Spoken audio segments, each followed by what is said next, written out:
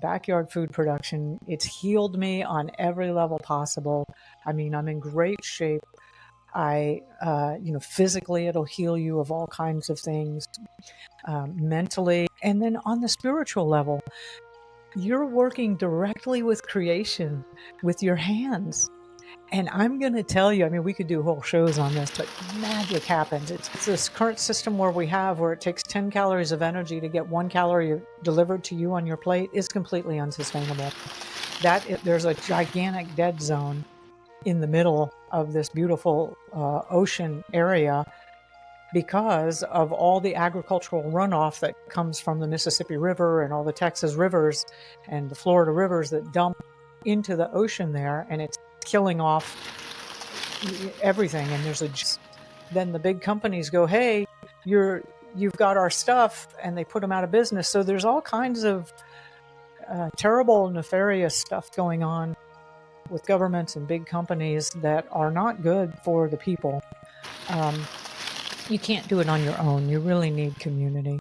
You need other people who are growing that you can share and trade with, or that they can do this and you can do that. And so I ended up building a whole online community network. And then also in my wherever I live in my local community, I'm always building community. And people who love to grow food are usually very, very generous, and they love to share. So you host one of these plant and seed swap parties, and people will show up with all kinds of stuff. Do a tremendous amount in an apartment or a condominium. So the first thing is greens. You can sprout. They call them microgreens. They grow in anywhere from 5 to 10 days. And so garlic is probably one of the first home medicines to get started with. You want to aerate it. And what that'll do is it'll release, I believe it's called the alanines, which are the really, really most potent, one of the most potent medicines that the garlic has. You grow it yourself, and then you can interact with it and water it and love it and talk to it. And man, that garlic is going to be unbelievable. But so the first premise in any type of healing is you need to eat good food, right? Hello and welcome to GoGreenGuru Sustainability in Action.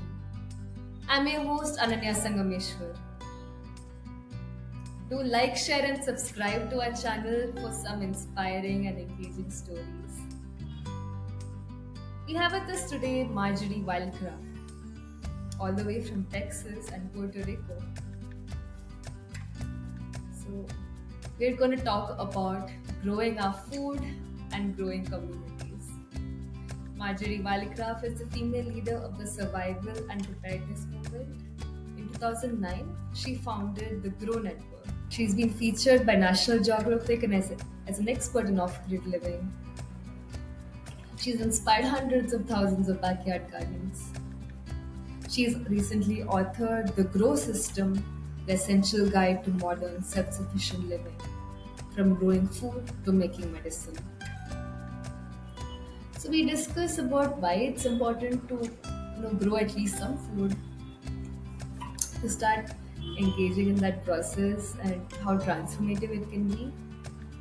And we also discuss a starting point, right, for people with busy lives or even people in cities, how we can take some little steps to grow our own food.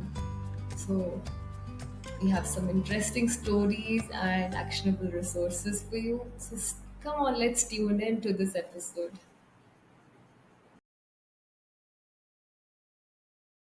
Hello, Marjory. A very warm welcome to Go Green Guru. How are you doing? I'm doing great. Thank you for having me, Ananya. Yeah, I'm so excited to have you on our podcast and listen to your story and your experiences with home gardening, growing food and medicine, herbal medicine, and preparing yourself for and your family, keeping yourself equipped. So really looking Yeah, forward. the world is changing very, very rapidly, and but even if it weren't, this is such a wonderful lifestyle and so much healthier that I am so happy to get to talk to you and to talk to all your community and hopefully inspire some more people to grow some more food. Oh, absolutely. So tell me more about your journey and how you got here, right? Why did you choose to follow this lifestyle? And like, how did this come about? Yeah, well, I didn't ever think I would be doing this. Not at all. My first degree is in electrical engineering, and I was traveling around the world with Motorola. Um, in fact, I had mentioned prior to the podcast, I have not yet been to India, but I did spend quite a bit of time in Sri Lanka, in Colombo, setting up their very early cellular telephone network. Um, I grew up in a family that was pretty poor. We didn't have a lot of money, and I was always interested in money.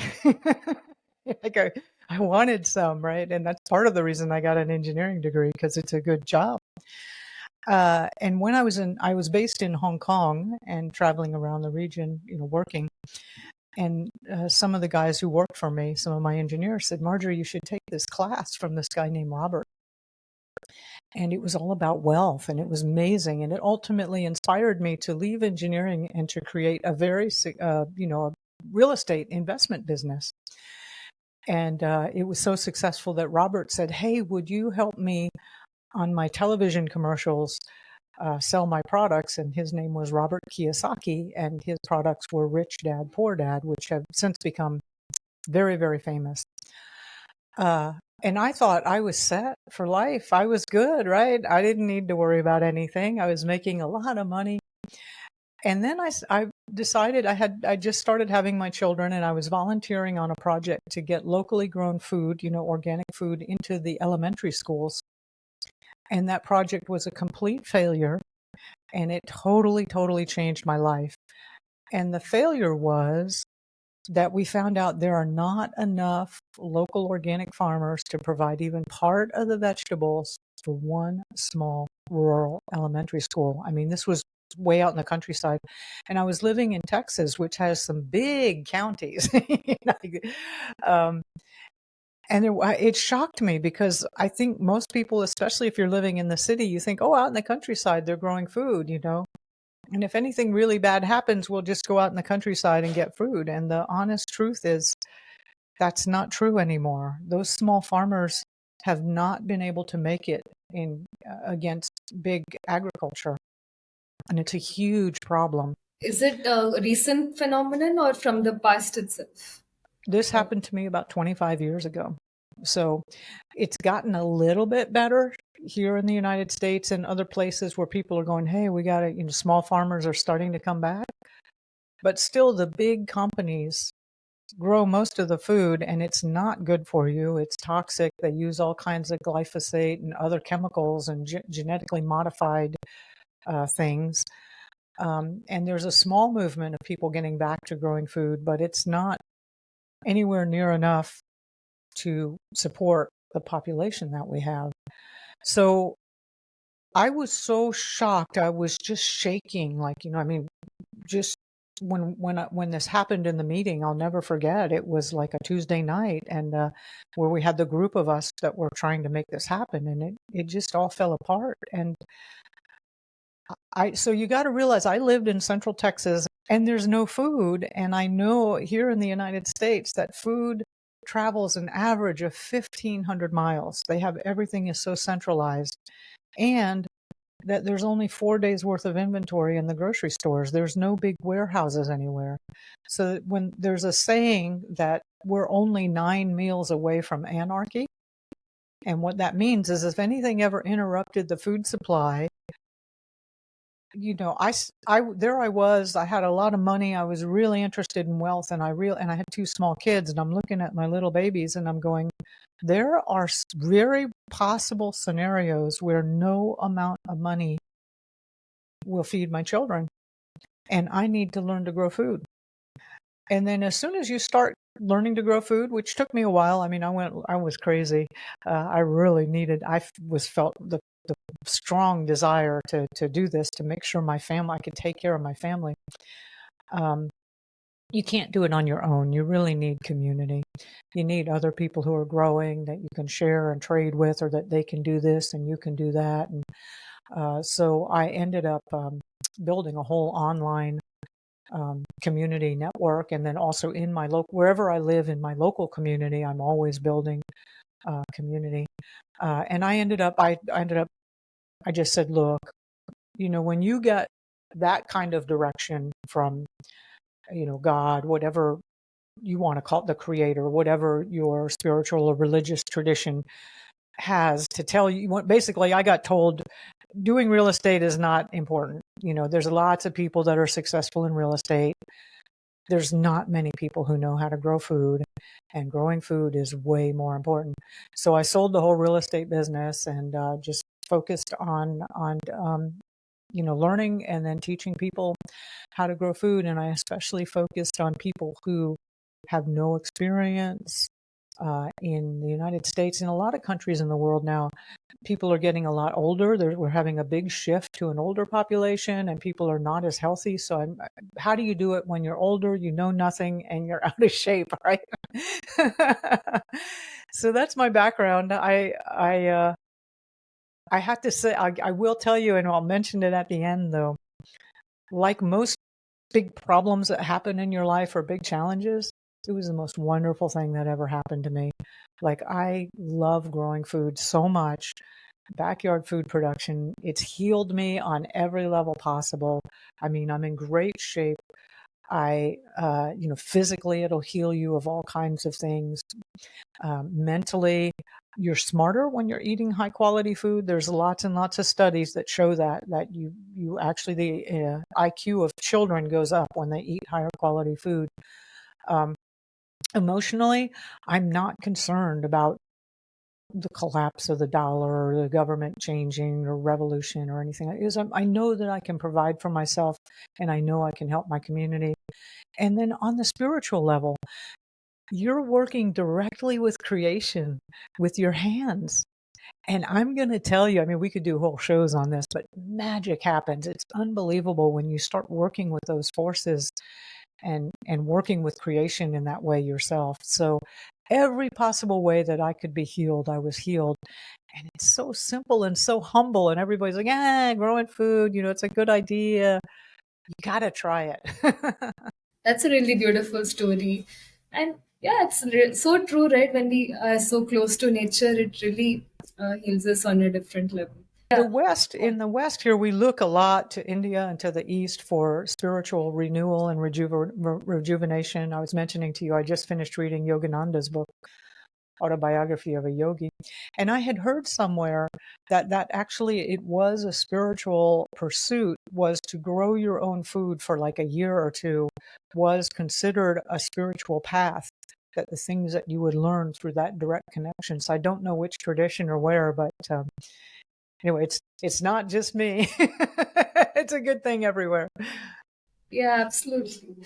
So, what are the specific challenges you see in the food system today, right? Like in terms of, the environmental health and human health, animal health, all of that. So what are the challenges you see, economically, all of those different aspects, right? So, what are Yes. those things? Well, the Grow Network, which is the organization I founded,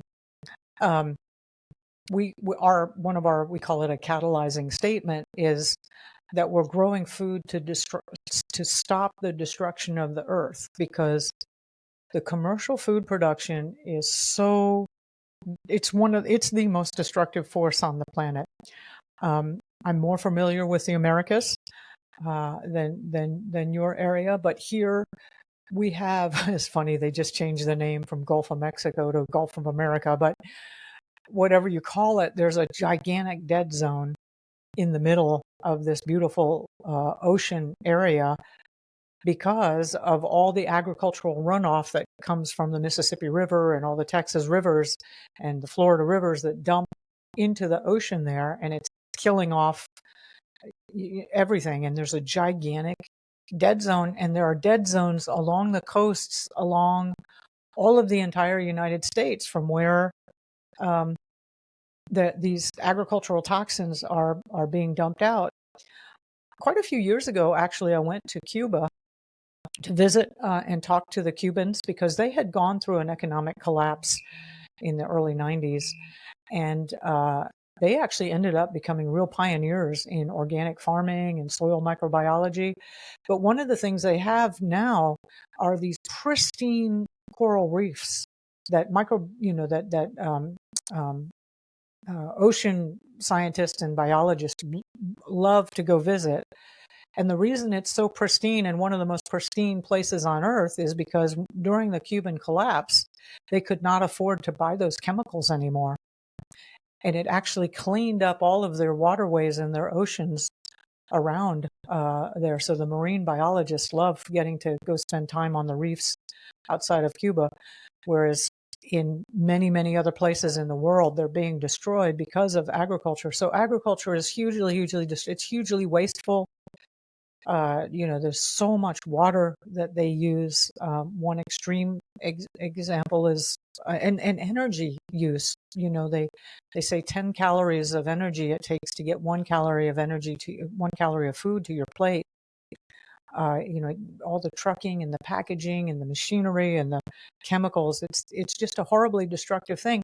Now, if you're got a little backyard or even a little patio, or if you're doing something at the community garden, you use way less water. I think it's like a savings of 84% water because you're just applying it right where you need. You're not spraying it with whatever. Most backyard producers are growing organically, so we're not adding any chemicals or toxicity to the soils. We're not, if I go outside my door and I pick this morning I was eating these they're called tropical raspberries. I've got this bush and I just love it. I like every morning I'm like, is another one ripe? I love it. There's no gasoline. I just walked outside and grabbed one and ate it. I've got sweet potatoes growing in a container and I just harvest them. There's no transport. There's no packaging. So there's this huge savings in fuel. So you growing something in your backyard or on a patio, even if it's just a little bit, collectively we can make a huge difference in that. And we have to, because the planet cannot withstand the current levels of abuse that we're doing it to it. And I would like to say, for people who say, oh, well, it's just a little bit. What is that going to make a difference? And I say, try sleeping with a mosquito and tell me what a little bit, tell me how important a little bit can be, right? So everything you do can help a lot. Yeah, that makes a lot of sense. And even here, we can see a lot of, pollution happening in so many levels. And yeah, it's really a matter of concern. So, so actually, in the case of India, there are still many small farmers and people who rely on farming or pastoralism and all of these related livelihoods, food related livelihoods. You know, Mhm. it's a part of their livelihood itself. So, but what's the situation like where you come from? Are there still people pursuing it as a professional livelihood? Well, actually, we have a huge problem here, which I think is also true for the European Union and possibly also for China. So I don't know as much about India, but all of our farmers are aging. I think the average age of a farmer now is 65 or something like that. And the farms they have are these big, mechanized, chemical, industrial farms. And the farmers' children do not want to operate that. And they shouldn't. They're toxic, right? The same thing for the meat producers. Like, it's just barbaric what we do to produce eggs or to produce chicken or pig or beef. It's really, really horrendously barbaric, and you should not take that into your body. You're taking the karma of those poor, horrible lives those animals ate, and nobody wants to inherit that. So we do have a problem of aging farmers, and nobody wanting to take that over.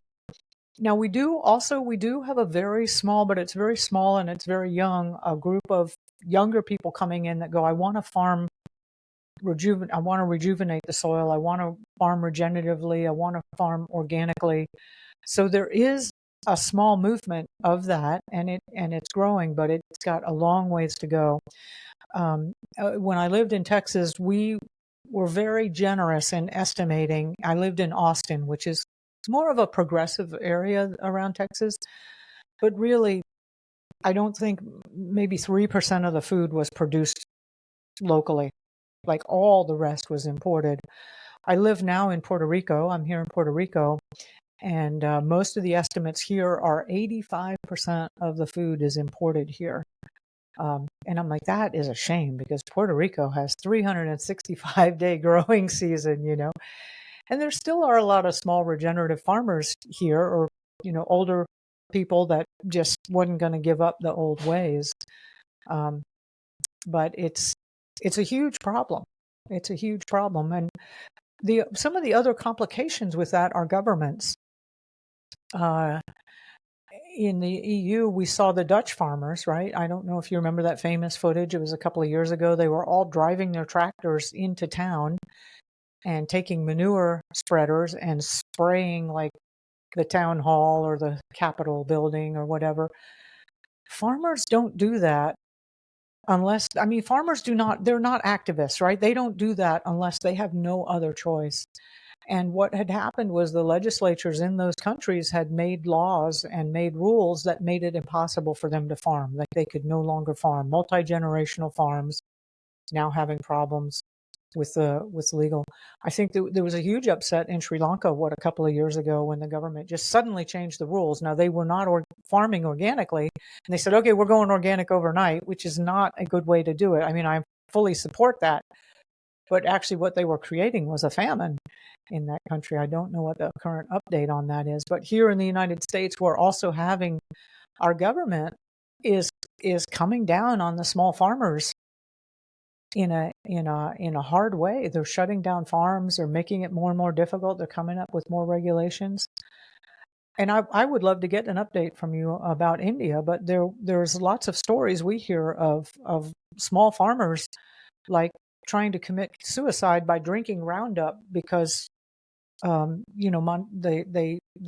not spraying that, but because of the overspray that comes onto their crops, then the big companies go, hey, you've got our stuff, and they put them out of business. So there's all kinds of terrible, nefarious stuff going on with governments and big companies that are not good for the people. I ultimately believe that we will get out of this situation at some point in time, which I think will involve the collapse of governments and these companies. That's another conversation. But in the meantime, you want to eat dinner, right? And you want to be healthy. So the real solution, and I'm very, very grateful to God that it still is possible that you can grow your own food in a small space, in a backyard or on the patio. You can still do a lot, and you don't need a government or military or an industrial complex. You can do it. People have been doing it forever, and it's still possible. You have a way to do something that's incredibly healthy and beneficial. Yeah, that's true. Even here, like there's so many challenges, in fact, struggles faced by farmers, uh, in terms of livelihood. And, you know, once you get hooked to the system, right, of, getting fertilizers, and you have to get the whole package, pesticides, those seeds and everything. So, and then you're stuck with that cycle. And in a way, also, there's so many debt traps, so much debt, and so many of those things, challenges. So it's like, yeah, it's really sad, many of those things. It is. We live in a very interesting time. And I know that I've come at this time to do the things that I'm doing and to help people. And as I said, the saving grace is that you can do a lot for yourself, by yourself. You can do a lot to build your community. One thing that I do, actually right now I'm renting, and I do not have a farm. I moved to Puerto Rico, and for whatever reason, I don't have any land. And it's actually been wonderful because a lot of people, what do I do? I don't have any land. I'm like, okay, well, let me tell you what I'm doing. One of the things I do is every other month, I host a plant and a seed swap party. So, I put out flyers and print up some posters. And then now, of course, the way a lot of people communicate is Facebook and WhatsApp and, whatever your local electronic thing is. And then just talking to people and emailing them. And I'll say, hey, on Saturday from 9 a.m. to 11 a.m. And I work with, it's a local cafe. They have very good coffee. And, and you can do this anywhere, and business owners love these kind of things, right? Because what does a business owner want? They want to sell more. They want traffic. So I say, hey, Natalia is the business owner. I say, hey, Natalia, can I host this plant and seed swap party? 9 to 11 isn't a very busy time for you on Saturday morning. And we're going to do this. And she's like, yes, because everybody buys coffee, right? So it benefits her. And plus I'm promoting her store, telling everybody, oh, it's over at the Simple Greens Cafe. And so every other month, I don't need to have anything other than just organizing it. And people show up with plants and they show up with seeds. And I'd say, come even if you don't have anything, it's okay. And it's amazing the different things that show up, because one thing that happens when you start growing food, like for example, I love to grow, we call them calabazas. There's these really big squash and they grow so easily. They grow and about 3 months, there's these big long vines. You can grow them out on a fence somewhere. I actually just grow them out on land I don't own, but I know nobody's paying any attention to. And I grow them out there. And this one squash, right? Hundreds of seeds, maybe thousands of seeds, right? So I take the seeds from this squash and the same thing for almost every, like a tomato plant, you get hundreds of seeds and thousands of seeds from a tomato plant, watermelon, almost everything, right? So people always have extra, and people who love to grow food are very, very generous and they love to share. So you host one of these plant and seed swap parties and people will show up with all kinds of stuff. This last time, this one person showed up with a whole bunch of these little trees called canepa trees, and they make a little fruit called a canepa, and a wonderful little tree. They had like a dozen of these little seedlings that underneath their canepa tree, these seedlings had come up, so they just potted them up and brought them. So, it's like it's available, right? Nature is so abundant. And so we traded, and then being the organizer, there's always a bunch left over. So I'm like, okay, now it's my job to find homes for these. So again, I found a place down my street here where nobody's tending the land, and I planted 2 canepa trees, and then some other neighbors who didn't go to the party, but I know that they're agriculturally minded. I gave them some of the trees. I gave some to Kako over here and Jose over there, and so I'm getting this stuff built around my community. I don't have any land, right? All I'm doing is just organizing this party every other month. 2 months ago, somebody showed up with a whole bunch of, it's a particular type of cactus called a prickly pear.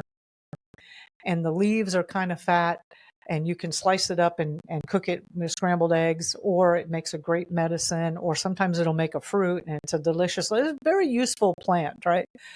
And somebody showed up with all this prickly. So I was giving prickly pear to everybody and planting it out again on all these random places. And, I'm helping my whole community have more food available. And I don't have any land myself, right? So you can do it. There's lots of ways to make something be possible. Yeah, I think it's really beautiful how these kind of things involve a lot of community, right? Because even when we say we're planting food for self-sufficiency, it's like there's no such thing as self-sufficient, but it's like interdependence, right? So Yeah. that's Yeah. That's actually one of the biggest myths in here in America. There's the stereotype of the guy, he's got all his guns and he's got his family and they're going to move way out into the hills and survive. It's like, no, you aren't, dude. No, you aren't. And I say, who are your daughters going to date? Who's going to celebrate birthdays with you? It's the little things in life that make a difference. And if you think about it, it all comes from community. It all comes from family and community. It comes from sharing food together in the holidays. It comes from, working together. And you can't do it on your own. And we're fundamentally tribal people. However far back in our human history you go, we live tribally. And the genetics hasn't changed that much. We're all got this modern facade we're running, but fundamentally we're still tribal people. So just acknowledging that and embracing it, and it's amazing, it's wonderful. It's just a party I throw every 2 months.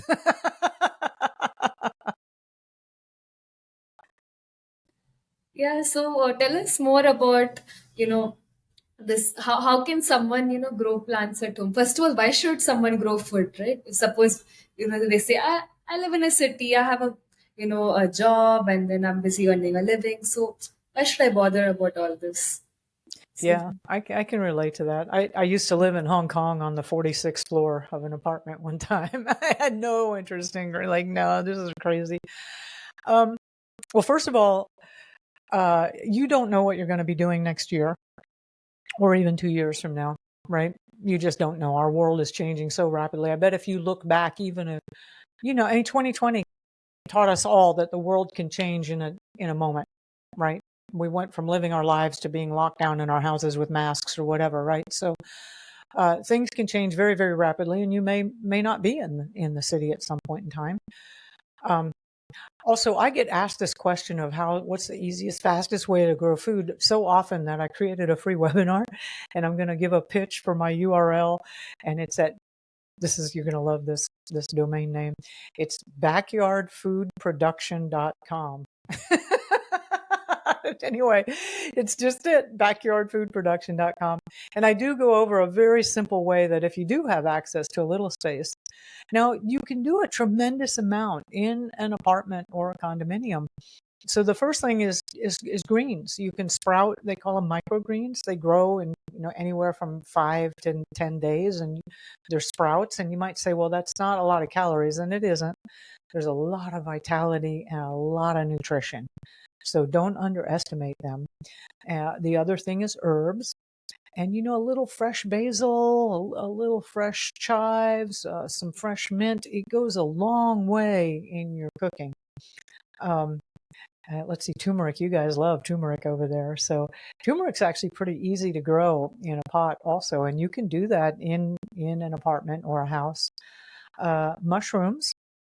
Now, I found out about this from my son, who was growing mushrooms in his closet, which we didn't know about, and they were not the kind you eat. And he got in trouble for that, but I thought, that's a really good idea. You could grow mushrooms in a closet.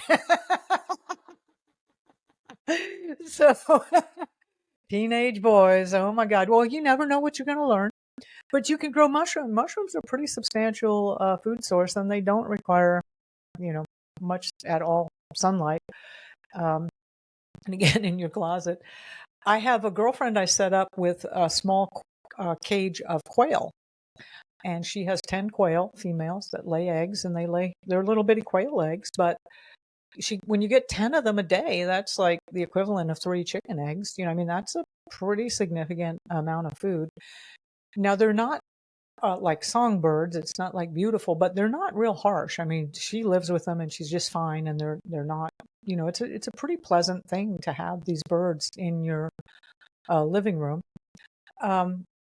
I've had people raising rabbits. I've had people raising guinea pigs, which in America, Americans are horrified at the idea of raising guinea pigs for meat. But in South America, that is a pretty common tradition to raise guinea pigs for meat. And they've raised them in the house, and they actually will grow in trays the fodder for the rabbits or the guinea pigs. So there's a lot of things. And then, of course, a friend of mine in Colorado, during the wintertime, she has a big sliding glass door, and in front of that she'll put a big trellis, and she's got fresh cucumbers all winter long growing right there by her sliding glass door. So I always say, when you have any kind of question or desire that something you want to accomplish, just really set that question out there and open your heart and open your mind and just be open, and the answer will come to you. And it's not something that you're thinking about already because you're already stuck in your little box. But if you say, hey, I'm going to open up and I want an answer, there'll be some creative thing that'll come to you. Maybe you decide you're going to start a community garden you've been walking by that lot for 10 years.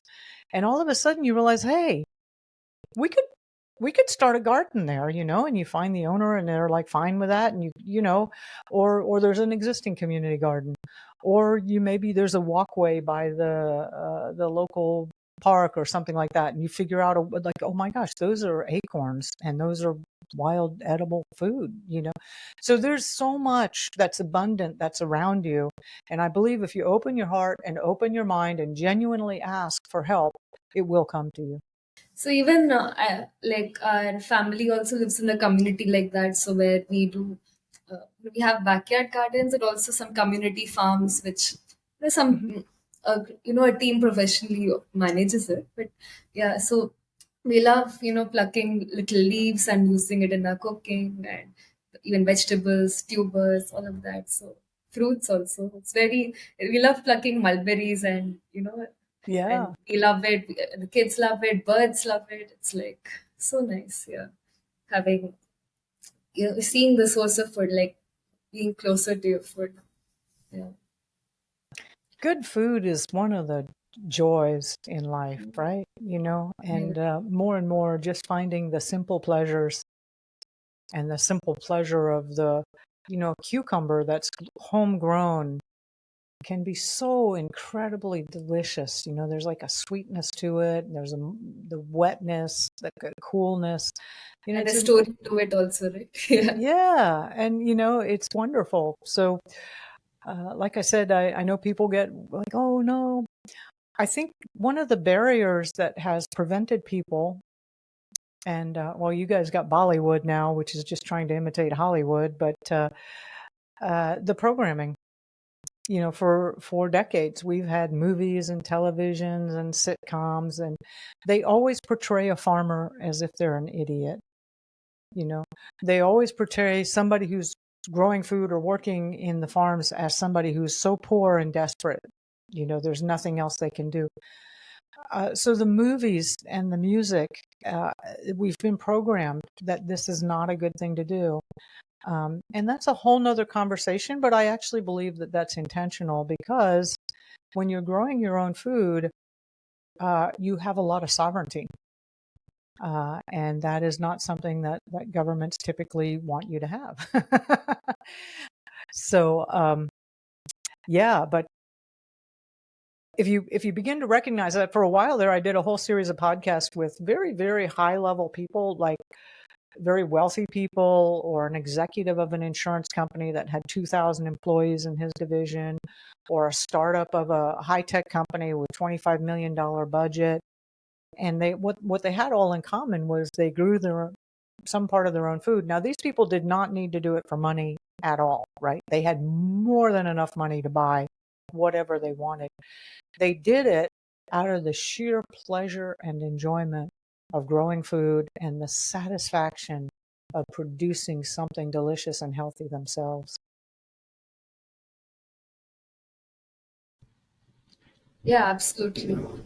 So, what other tips do you have for maybe urban home gardeners, like people who live in maybe apartments or those kind of settings? hmm Again, I'll just put out that website again is backyardfoodproduction.com, and there's a free webinar there, and I have a whole bunch because this goes on and on.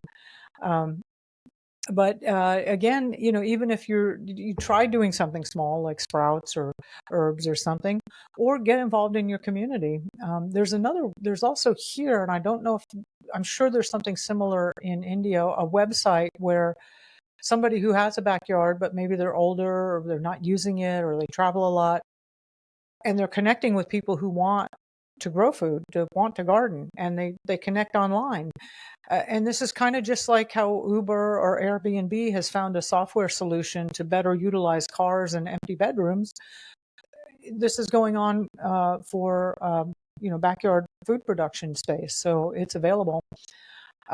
Yeah, and again, go to backyardfoodproduction.com. Get involved with the Grow Network. We have all kinds of tips all the time. And right now, myself, I have a Substack channel, and I'm putting out videos all the time on the different container gardening that I do, or different solutions that I'm coming up with. Because again, at this point in time, I don't have a farm. For 20 years, I've been homesteading and growing, and now I'm in this kind of bizarre situation. I believe the universe has put me here to experience it, to be able to answer your question better. Yeah. Yeah. So yes, tell us a little more about you also make herbal medicines. You're also exploring those alternate healing. So how do you want to share a little more about that? Yeah, absolutely. So, the first premise in any type of healing is you need to eat good food, right? A friend of mine is an herbalist, and she had an herb shop, and somebody came in there and goes, I had a problem with, diabetes or something like that. And he goes, hey, can you throw this out for me? And he had a big McDonald's bag. And she said, get out of my shop. I don't have anything for you. If you don't have enough consciousness to know that you need to be eating good quality food to be healthy, herbs are not going to help you. So that's one of the reasons I really talk about food production and eating high quality food first. Let food be thy medicine. Yeah. Exactly. You totally got it. Yeah. And then there are things that happen, like just last month I got dengue fever, and I knew how it happened. I'd run myself down, and then when you get run down, then something's going to get you, right? And for me, it happened to be dengue fever. I live in the tropics here. And there's a ton of wonderful, wonderful plant medicines to help you. And what's astonishing is that many of them are weeds. Some of them are already common that you're using already. And I really, really recommend for people who want to get started with their first home medicine is garlic.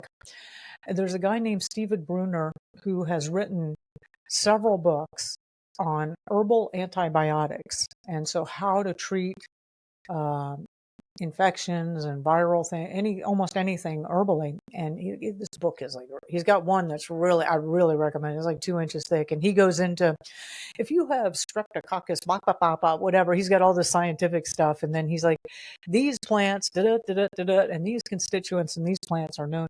This guy, and then he has some smaller versions of the book, which I recommend you start with. But this guy is the encyclopedia. And people have asked, hey, Stefan, if you were on a desert island and you could only have one antibiotic plant or, one plant to help you, he said, what would that be? He said, hands down, it would be garlic. So garlic has at least 35 constituents that we know of, and there's a whole bunch more we don't know that are antibiotic, antifungal, antimicrobial, very, very beneficial to health, especially if you're kind of, you've been pushing it too hard and you've overdone it. And now you've got to reset. So one way to take this, and yes, I have a free ebook for you on that. I know I sound so terrible sometimes, but we run a business, and eventually I do have to do that. But it's at garlicmiracles.com. Or garlicmiracle.com. But I'll go through the steps here. When you cook garlic, it loses most of its medicinal properties. So I absolutely love to throw some garlic in with my scrambled eggs and, or whatever I'm cooking, curries or whatever. Love it. Thai soups, but it's not medicinal. So when you want to take garlic medicinally, you need a fresh clove of garlic and peel it. Use the flat side of a knife to smash it, because physical pressure is real important. And then chop it up really, really fine to aerate it. Now you chop really, really fine for, like a good 5 minutes, right? You really want to aerate it. And what that'll do is it'll release, I believe it's called the alanines, which are the really, really one of the most potent medicines that the garlic has. And then you'll eat that raw, like a teaspoonful.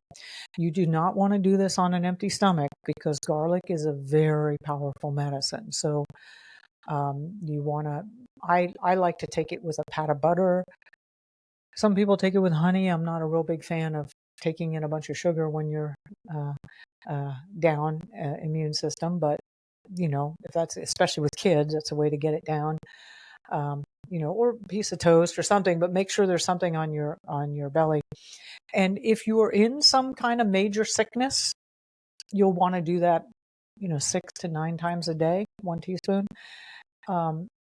Sometimes I just do it ahead of an event, and I would only do it like 3 times a day. So like I go to a lot of big events where I'm a speaker, presenter.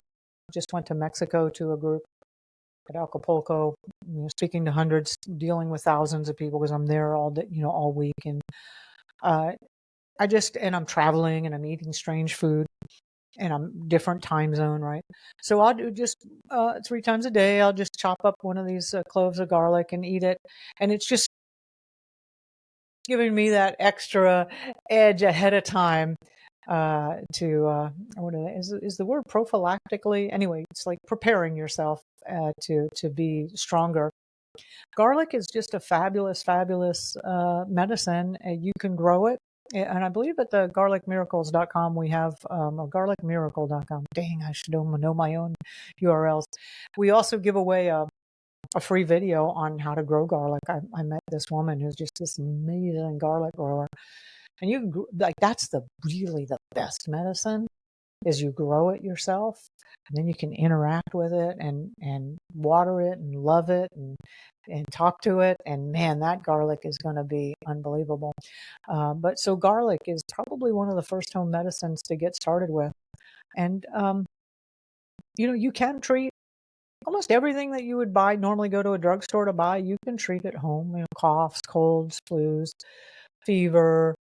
And I'm sure that your country is very, very rich in traditions of the turmeric is famous over here in the West for the turmeric with the black pepper for those of us that maybe work out too hard and are stiff. I actually need to make myself a turmeric drink right now. I was getting beat up Yeah. last night in jiu-jitsu.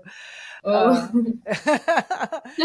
Yeah, but Yeah, we do have turmeric and black pepper with hot milk when we are, have a cold or cough or something. exactly. Special. Yeah, it's beautiful. Yeah. A lot of people actually, when you start to talk to them, it's surprising how much they already know and they don't think they do. It's just because these traditions have been handed down from mother to daughter, father to son for forever.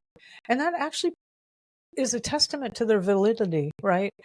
If this didn't work for your great grandmother, she wouldn't have told your grandmother to do it, right? These things work because they've been handed down, and many of these have been handed down for thousands of years. We found a dead body recently. His name is Otzi. 5,000 years old this guy is, right? They found him up in the Alps, buried in the ice, the permafrost up there. This guy's had like more medical tests than anybody on the planet done to him, right? And he apparently got into some big fight with somebody and had a massive shoulder wound, and they killed him. But the rest of us are always real interested in Otzi because one thing is in his pocket, he was carrying herbal medicines, He was carrying some type of fungi or mushrooms that are known to be antibiotics, We've been using plant medicines forever, right? This whole pharmaceutical thing is just a new deal that's only happened in the last 100 years or so. So, and if you and I started to riff on it, I bet you would know a lot of home remedies that you're already using. And they work. They really work, especially if you're eating clean food in the first place. So, yeah. Yeah, and there are so many of them. Maybe it'll be a nice exercise to maybe talk to some elders or different people in our community, right? And listen to their stories and their experiences, and record them before we I have a do friend these here. traditions. Yeah, I have Yeah. a friend here who her name is Maria Benedetti here in Puerto Rico, and she's made it her purpose to go into the jungles and talk to the old people, the Hibara, that is what they call them here, the women, and find out what medicines they have and what they've been using, and she's been writing books about it. So when I got the dengue fever, remember I told you I got dengue fever about a month ago, and I really underestimated how bad dengue fever is. I just thought it'd be a mild thing, I'm doing my garlic, and it's not going away, and it's not going away. It was really harsh. And I'm like, Maria, what do I do? She said, papaya leaf. Take a leaf of papaya. Don't use the stem. Put it in a blender with a few ounces of water. Strain off the green juice. That's what you want. Strain out the solid parts, and then take a 1 or 2 ounce shot 4 times a day. And in about 3 days, that fever will be gone. And she was absolutely right. And so I got on the internet afterwards. I'm like, papaya leaf, papaya leaf. There is nothing about this anywhere on the internet. And it's only come from this woman who has spent time with the elders out in the jungle to know this solution. So when I host my plant and seed swap parties and some of the elders are showing up and sharing something, you better believe I'm right there. Hi, how can I help? Can I buy you a coffee? They have really good coffee here. What is that plant you have, and how do you use that? And they have the jewels, man. They have the wisdom. So you're absolutely right. The elders, um, it's incredible. We used to handle all these things before the medical system came along, and we can again. We can do it. Yeah, in fact, we also have been told about papaya leaves. So many of us, when during dengue, they say to have papaya leaves, pomegranate juice, or those kind of things. So, Oh, so you yeah, you already know about that, huh? That's good. That's really great. Yeah. yeah, many people have Oh, been it's the sharing about that. nastiest tasting thing ever. I'm like, I know why I'm getting better is I don't want to drink any more of this nasty drink, but it's Yeah. really good, man. It knocked it right out. So, yeah.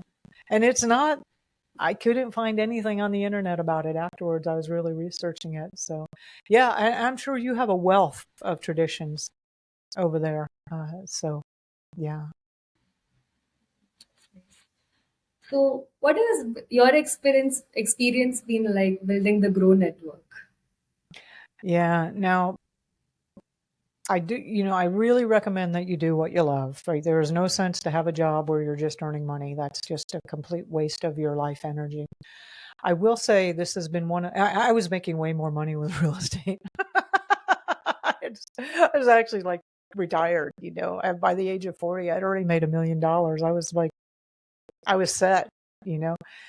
And then once I started the Grow Network and all that changed. And teaching people how to grow food has not been a very lucrative business. I'll be perfectly honest with you about that. Everybody goes, "Oh, that's a wonderful thing," but I knew it had to be done. The people go, "Oh, well, one of our other taglines is homegrown food on every table," and in some ways, that's a big joke because one way or the other, we're going to go back to homegrown food on every table. I believe that a very good ratio is that about 70% of the population is growing some of their own food in their apartment or condominium or their backyard, um, because we absolutely need, there's many, many reasons for that. But the biggest reason is with this current system where it takes 10 calories of energy to get 1 calorie delivered to you on your plate is completely unsustainable. That is not going to continue. And it's already falling apart right in front of our very eyes for those who can see it. And we are going to go back to homegrown food on every table. And you can embrace it now and love it and experience it and enjoy it and get ahead of what's happening. Or you can just wait and you'll be starving. And then you'll start doing homegrown food. So, one way or the other, we're going to have homegrown food on every table because the existing systems are completely unsustainable and they're broken and they're not working. So, yeah, that's so creating this business to help as much as possible to help in that transition. And then, as I said, I love it so much and so happy to share and really want to inspire people into this way of life, even if it's a little bit. Again, as I said, never doubt what a little bit can do. I mean, and if you really doubt it, then try sleeping with a mosquito and you'll realize what a little bit can do. Right? You'll realize how important a little bit can be. And just start doing it. You have no idea where you're going to be in 2 years from now, 3 years from now. So even just growing a few plants on a windowsill, you may be managing acres of crops in a couple of years. That may be your job. You may be working on a farm, so learning about it now. But growing food is going to be in your future if you're going to survive this transition, quite frankly. So yeah. I believe you also have a book called The Grow System, right? So, what's your Grow I System do. Oh, thank you for bringing that up. Let me see if I can find a copy. like? It's published by Penguin Random House. They're one of the big publishers. It was quite a coup to get that book. Yeah, and I'm supposed. Oh no, I don't even have it here. I'm supposed to promote that all the time. So It's called the Grow System. And it has that 3-part system for how to grow half of your own food in your backyard in less than an hour a day. And even if you're older, out of shape, and have no experience. And then another part of the book is all about how to treat the 12 most common ailments that come up in a family using natural herbal, remedies. And I am very aware that people reading the book are from all over the world. So I use plant species that are available everywhere. Or mention several species to make sure that at least one is going to be available where you are. Yeah, and it's just a fabulous book. There's a lot of wonderful stories in there because people learn best by storytelling more than just if I gave you a bunch of facts, it would be kind of boring. And I have to say, if you've got a kids in your life, chapter 9, so I got bit by a copperhead snake one time doing something stupid, which is the only way you get bit by a copperhead snake, but it's a potentially fatal bite. And we treated it at home.